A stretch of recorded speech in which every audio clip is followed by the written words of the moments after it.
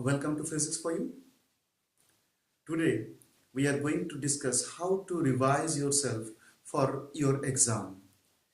Your 12th class board exam is coming soon. You are going to appear in a very important exam of your life. So along with the board exam, you are also going to appear in different competitive exams like IIT, JEE, medical and so on. So it is very important how you are preparing yourself. The syllabus is huge. There are physics, chemistry, math, biology. So the pressure is huge due to this huge syllabus. So there should be a planned way how you are going to revise, how you are going to prepare your lesson. In this video, I am going to discuss about how to prepare the different chapters of physics, how to revise all those things. If this video is very helpful for you, then subscribe my channel and don't forget to click the bell button. Electric charges and electric field. In this video, we are going to discuss how to prepare this particular lesson, what are the important questions for the exam, how to prepare yourself, how to revise all those things in a planned manner, and what are the common mistakes made by the student during the exam and how to correct them. Now, first of all, let us discuss about the charge. What is charge? Charge is the general property of a particle for which it experiences a force when it is placed in an electromagnetic field. There are different properties of charge. Among them, quantization of charge and conservation of charge is very important. Conservation of charge says you cannot create or destroy charge, and quantization of charge says there is a basic minimum charge and other charges are integral multiple of this basic minimum. So you cannot get charge of any value. There is a basic minimum charge, that is the one electronic charge, and other charges are the integral multiple of this basic minimum. That is one electronic charge, two electronic charge, three electronic charge, and so on. Next, Coulomb's law. Coulomb's law is an experimental law. It states that the force of interaction between two point charges is directly proportional to the product of the charges. That is, if Q1 and Q2 are two charges separated by a distance r, suppose we have chosen our origin at Q1. So, according to Coulomb's law, the force of interaction between the two charges Q1 and Q2 is directly proportional to the product of the charges and inversely proportional to the square of the distance between the two charges. Now, F equal to K into Q1 Q2 by R square, where K is a constant. And what is the direction? The force acts along the line joining between the two charges. If the charges are like charge, then they will repel each other, and if the charges are unlike charge, then they will attract each other. So what is the direction of the force? It will act along the line joining between the two charges. What is electric field? Electric field is the force experienced by a unit positive charge placed at a point. So electric field at a point means it is the force experienced by a unit positive charge placed at that point. So electric field, if E is the electric field at any point, then the force on a charge Q is given by F equal to Q into E. So E equal to F by Q. This is the definition of electric field. But actually we take a very small amount of charge and calculate the net force on it and divided the value of force by the small amount of charge. So we get the charge, so we get the force per unit charge. This is the electric field. And what will be the direction of electric field? The direction of the electric field is the direction of the force experienced by that unit positive charge. Okay. Now, electric field lines. Electric field lines are the imaginary lines that starts from positive charge and terminates at the negative charge for any isolated positive or negative charge. For isolated positive charge, it starts from the positive charge and at infinity, and for isolated negative charge, it's comes from infinity and terminate at the negative charge.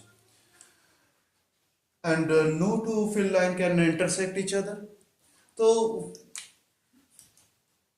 if you draw a tangent at any point on the field line, it will give you the direction of electric field at that point, and the relative closeness of the field line will give you the magnitude of the electric field at that point, at that region.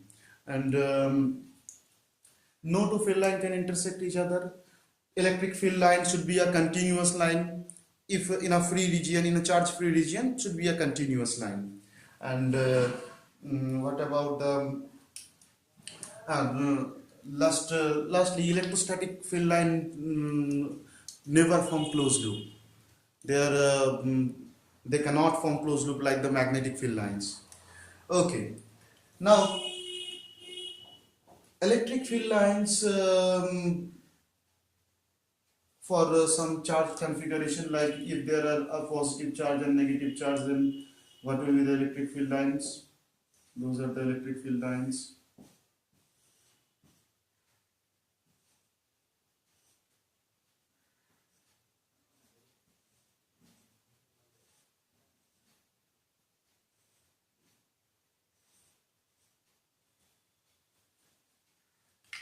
If there are the positive charges separated by a small distance, then it should be like that.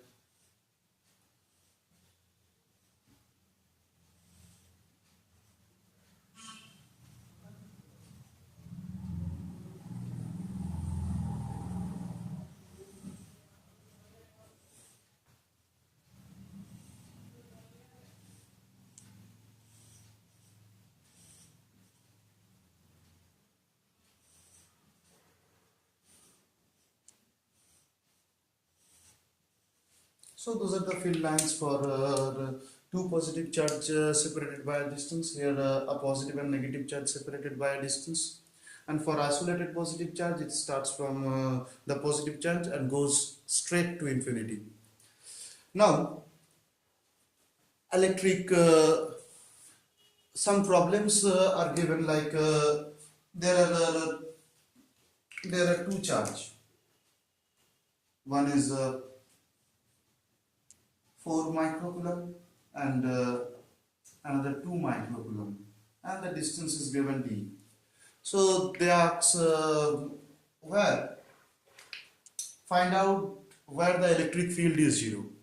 Now see, if you place a point positive charge, you need positive charge, then for +2 it will experience force in this direction. For +4 this will experience force in this direction. So there should be a point near to 2 microcoulomb where the electric field should be 0. So the electric field is 0 in that region. In this region, electric field, there should be a value of electric field. It the direction of electric field both for both the +2 coulomb and +4 coulomb are in the same direction, and in this direction also the direction of electric field are same. So the region should be in between the two charges. Now, if any of the charge is given minus, then for -2 microcoulomb, the direction of for -2 microcoulomb charge, the direction of electric field is in this direction, and for +4 it is also in the same direction. In this region, for -2 microcoulomb, the electric field is towards -2 microcoulomb, and for +4 it is along this direction. So, and in this region, for -2 in this direction, and for +4 it is in this direction. So there should be a region near to in this region may be a point where the electric field is 0, but in between the two charges there is no point where the electric field is 0, because for both the charges the electric field is along the same direction.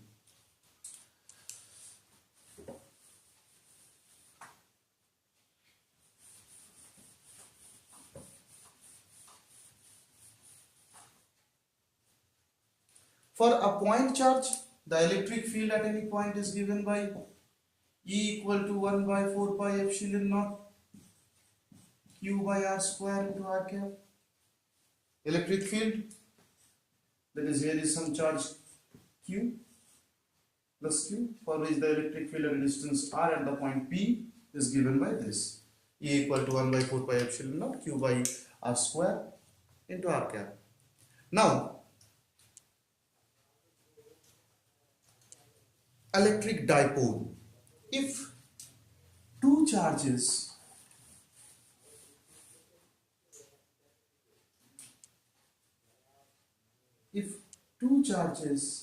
are separated, plus Q and minus Q are separated by a very small distance, then the system is called an electric dipole. Two equal and opposite charges are separated by a very small distance, then the system is called electric dipole.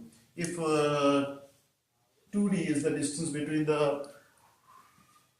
it is directed along negative to positive.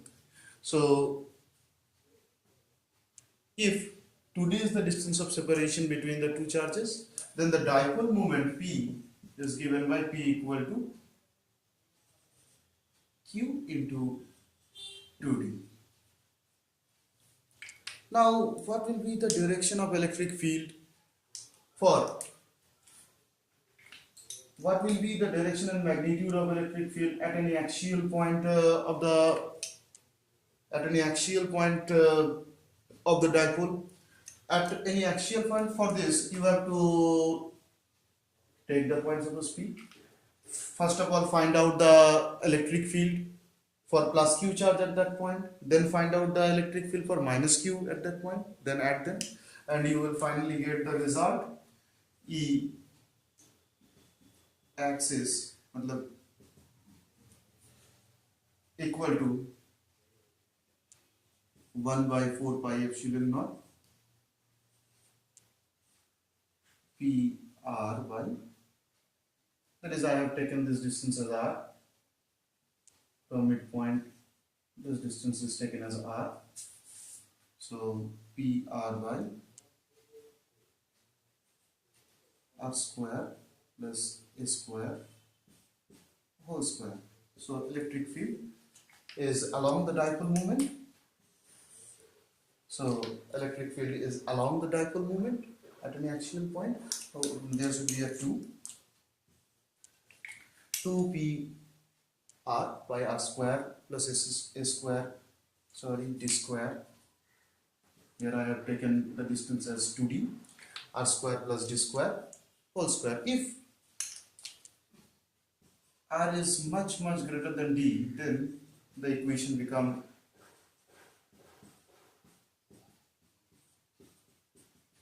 one by 4 pi epsilon naught 2P by R cube.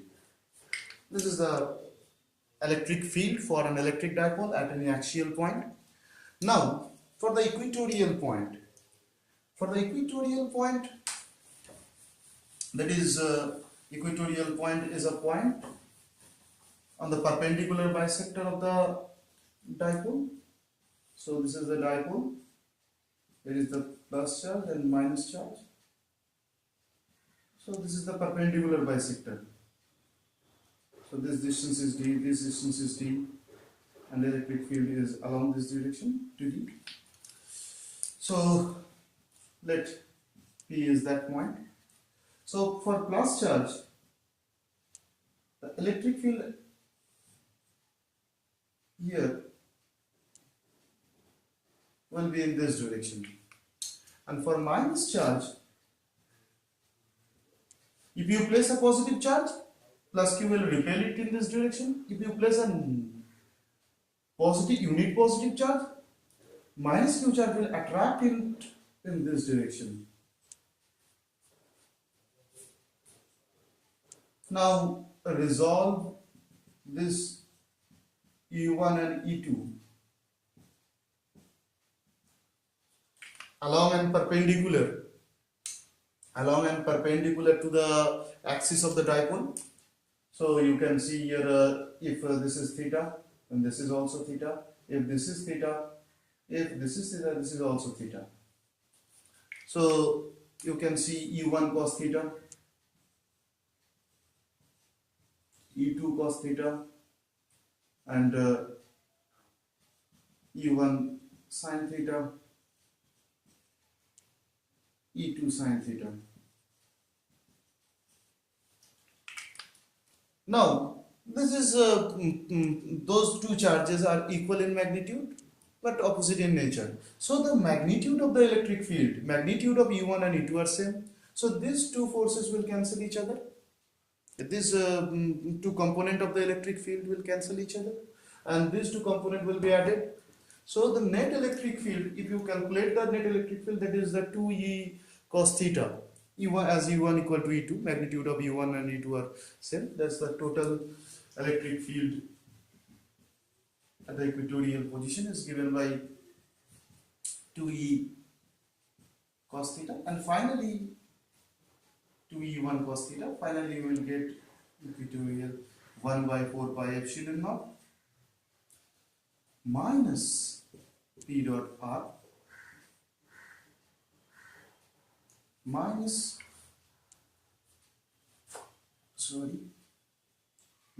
P by R square plus A square equal to the power 3 by 2. R square plus A square equal to the power 3 by 2. So the electric field is in the opposite direction. As you can see, dipole moment is in this direction and the electric field is in this direction. So the electric field is directed opposite to the dipole moment for the equatorial position, and this is the magnitude. And if R is much greater than, again I have taken here D. If R is much greater than D, then E equatorial equal to 1 by 4 pi epsilon naught. I am taking only the magnitude, so this is P by R cube. So you have seen the expression for the electric field on the axial position. Now this is for the equatorial position.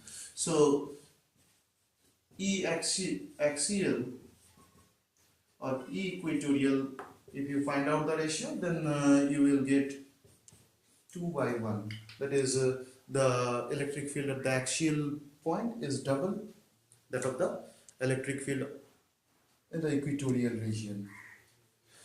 Now, what will happen if the dipole is placed in an external electric field? See,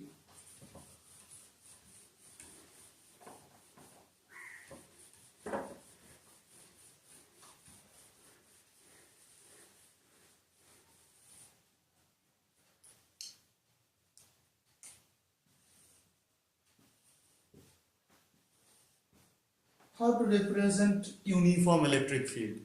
Uniform electric field means there will be along the direction of the electric field should be same for all the points, and the relative separation. The direction gives the electric field, the tangent, those are the field lines, so their direction should be same. So they should be parallel, and the relative separation between them, that is the separation between them, should be constant. Should be same. This should be the separation between them should be equal, because the relative closeness of field lines gives the magnitude of the electric field at any region. So here is an dipole. That is dipole separated. This is the dipole moment. I have taken here the separation as D. So if E is the electric field, then the plus Q charge will experience a force in this direction. Plus Q charge will experience a force QE along the electric field. And the minus Q charge will experience a force minus QE in the opposite to the field direction. These two equal and opposite charges will cancel each other. Thus the net force is 0 on the dipole. So dipole should not move. There should total force plus Q and minus QE is 0. So as the total force is 0, there should not be any linear motion of the dipole. But this two equal and opposite force, that is plus QE in this direction and minus QE acting in the opposite direction, will rotate the dipole along the field direction. It will rotate the dipole along this direction. So this two equal and opposite force will create a couple for which the dipole will be rotated along the field direction. So what is the value of the torque? Calculate the distance. If this is D, and if the dipole makes an angle theta with the field direction, that is theta, then it is D sine theta. So torque tau equal to QE, that is the force, and the distance D sine theta. Now that is equal to QD, P equal to QD here, that is equal to PE sine theta. Vectorically, tau equal to P cross E. Now, what will be the energy of the dipole when it is placed in an external electric field? So, this is the torque, PE sine theta, that is P cross E. Now, see about the torque. See about the energy, potential energy of the dipole. So, suppose at any time the torque is given by PE sine theta. Now the work done to move the dipole further by an angle d theta is given by dw equal to tau d theta. So what is the work done to rotate it from theta 1 to theta 2? That is tau is PE sine theta into d theta, that is minus PE cos theta, integration limit theta 1 to theta 2, that is PE cos theta 2 cos theta 1 minus. So what is the most unstable position of the dipole? If you put the dipole perpendicularly with the field direction, then it will experience the maximum torque. So this is the most unstable position of the dipole. And what is the most stable equilibrium? There are two equilibrium. One is stable equilibrium, another is unstable equilibrium. So what is stable equilibrium? What is unstable equilibrium? If first of all understand about the stable equilibrium and unstable equilibrium. Suppose I have taken a bowl first and taken a marble, that is a spherical ball. First put the ball inside the bowl. It will move inside the bowl for some time, and ultimately it comes at rest just at the bottom of this bowl. If you disturb the equilibrium position now, again it will come back in its own equilibrium position after some time. Again disturb, again it will come back to its equilibrium position. Now just put the bowl in the downward direction. So now put the marble on the top of the bowl. If you disturb the marble now, just it will go in any direction. It will never come back to that equilibrium position. So there are two equilibrium. If you put the dipole in this direction, this is also equilibrium. The total force is also 0. As the line of action between the two forces, that is if you place the dipole in such a way that is here is the positive charge plus Q and here is the minus Q. then this is also equilibrium position. Plus Q will experience a force in this direction, and minus Q in this direction, and both the forces are equal, so net force is 0, as the line of action of both the forces is are same, thus the torque is also 0. So this is also equilibrium position, but this is unstable. If you disturb the dipole by a small angle, then it will go in its original equilibrium position, stable equilibrium position. Now see, if the minus charge is in this direction and plus charge is in this direction, then minus charge will experience a force in this direction and plus charge will experience a force in this direction. That is, for plus charge the force is in this direction and minus charge is in this direction. So if now you disturb the position of the dipole, then it will again come back to its original equilibrium position. That is, this is the stable equilibrium orientation. So for stable equilibrium orientation, the angle between the dipole and the electric field is 0, theta is 0, and for unstable equilibrium, that angle is pi, angle between the dipole and angle between the dipole moment and the electric field is pi. And for the most unstable position, in the most unstable position is the position when it is placed perpendicularly, that is pi by 2. So what is the work done from the most unstable position to any angle theta?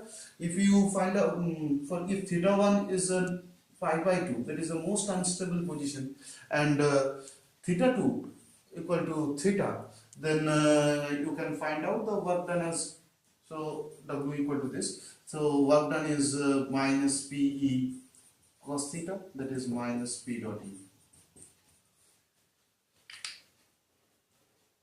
From most unstable position to most stable equilibrium position, the work done is minus PE cos theta 2 means cos 0 minus cos pi by 2, that is minus PE. Last, the work done for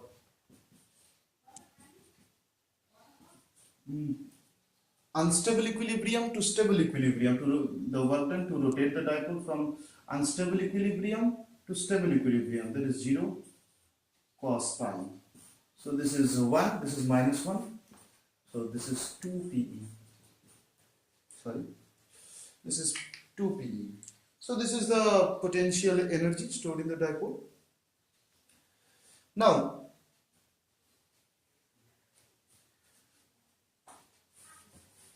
electric flux.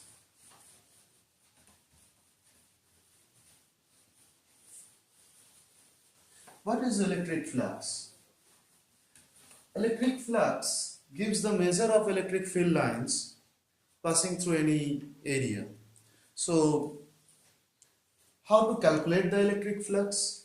For any vector, the flux through any area, any given area, suppose this is a given area,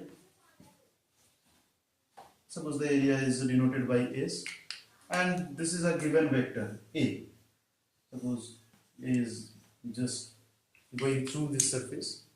I have drawn only one. So what is the total flux through S due to the vector A? That is, you should take a small area, an elementary area ds. Then what is the flux through ds? A dot ds. And what is the total flux through S? It will given by phi equal to surface integration A dot ds. So for electric field is also true. The flux through any given area, the electric flux through any given area is given by E dot ds. And if the area is closed, then the integration is represented by in this way. So, and it is given by E dot ds. some questions are given like they ask what is the flux through a given area, that is 20 meter square area on the xz plane. So, and they give an value of electric field like 20 I cap, 20 j cap, and 13 k cap applied in SI unit, suppose Newton per Coulomb. And you have to find out the clock. Just make the dot product of electric field and surface area, and you can get the result. Now, Gauss's law.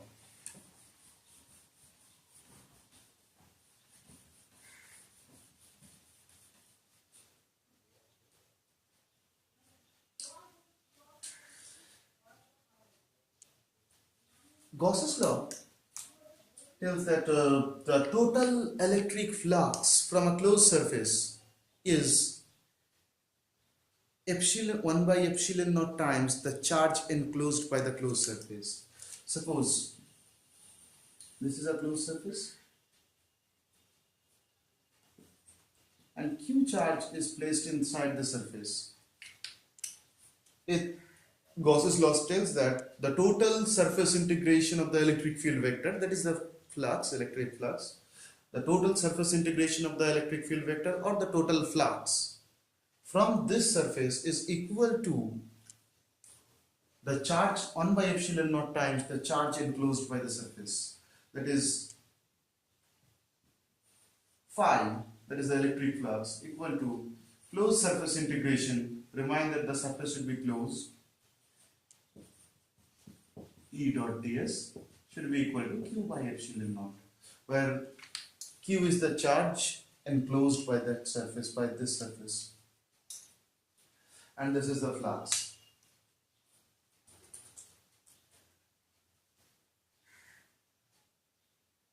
Okay.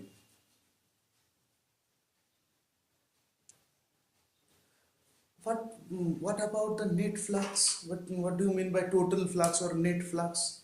Net flux means outgoing flux minus incoming flux. If suppose 10 number of flux is going in the outward direction and 5 are coming, then the net flux is 10 minus 5, that is 5. So when the net flux is positive, when the net flux is negative, when the net flux is 0. For any given surface, if there is no charge inside the surface, then the number of flux coming into the surface will also exit from the surface. So the net flux is 0. That is, the number of incoming flux is equal to the number of outgoing flux. If there is no charge inside the surface, then the net flux is 0. If there is some negative charge, then the electric field lines will terminate on this negative charge. So the net flux from the surface should be negative, and when there is a positive charge inside the surface, then the net flux is positive. Okay. Now application comes to the application part of Gauss's law. There are some application. First of all, a linear charge distribution, an infinitely long straight wire, uniformly charged. Let lambda is the charge density, linear charge density. That means the charge per unit length of the wire. You should imagine a Gaussian surface in the form of a cylinder. There should be, if you take a point, then the electric field here should be along the radial direction only, along the radial direction of the cylinder. Because for this portion, the electric field is along this direction. For the portion above this point, the electric field at this point P is along this direction. Now, if you resolve them in two components along this direction and along this direction, then the component along this and this direction will cancel each other. Only the remaining portion is remaining electric field, the resultant electric field is along this direction. And applying Gauss's law, you can find out the electric field here. So E dot ds, surface integration E dot ds equal to, what is the charge? If lambda is the charge density, L is the length of the cylinder, then lambda L by epsilon naught. And the direction of electric field, as the electric field is directed radially outward, thus the direction of the electric field and the area vector are same. So E and ds are in the same direction, and there is no flux from this direction, this to surface. So the total flux is given by E ds cos 0, that is 1, lambda L by epsilon naught, that is equal to E into, what is the surface area of the carved surface of the cylinder, that is E equal to E into 2 pi r L. So E equal to lambda by 2 pi r into epsilon naught. Again, for an infinite sheet, you can find out the electric field E as sigma by 2 epsilon naught. And for a uniformly charged hollow sphere, there is no charge inside the sphere. The charge is uniformly charged hollow sphere. There is no charge inside the sphere. So if you imagine a Gaussian surface, then the electric field inside the Gaussian surface is 0, because if you apply the electric field, E dot ds equal to q by epsilon naught, q is 0, as the sphere is hollow and there is no charge inside the sphere. Thus as q equal to 0, then this result is 0, implies E equal to 0 inside the surface, and outside it is given by E equal to 1 by 4 pi epsilon naught q by r. It is very simple if you know where r is the distance. And what will be the electrostatic field inside a conductor? Suppose this is a conductor placed in a uniform electric field. Okay. So in a conductor there are some free charge, Now the free electrons of the conductor will move in this direction. So as they are moving from this direction, we should get some positive charge in this direction. So an electric field will be generated inside the conductor opposite to the external field, and this movement of charge takes place until the internal electric field become equal to the external electric field, and when they become equal, then the net electric field inside the conductor is 0. So the electrostatic field inside a conductor is 0, and if you make a cavity inside a conductor, you will find the electric field is 0 inside that cavity. This is called the electrostatic shielding, and that's all. So what are the common mistakes made by the students? They are confused between the electric field and electric potential. So first of all, you have to understand and read the question carefully to correct this. Now the electric dielectric behavior. So I have not discussed here about the dielectric behavior and numerical problem. What should be the direction of electric field at any point? So just think, if you place a positive charge at that point, what will be the direction of force on that positive charge, and that will be the direction of electric field at that point. Okay, so don't fear, and prepare all those things, and solve the numericals as possible by you, and thank you. So if this video is very helpful, then subscribe my channel and also click the bell button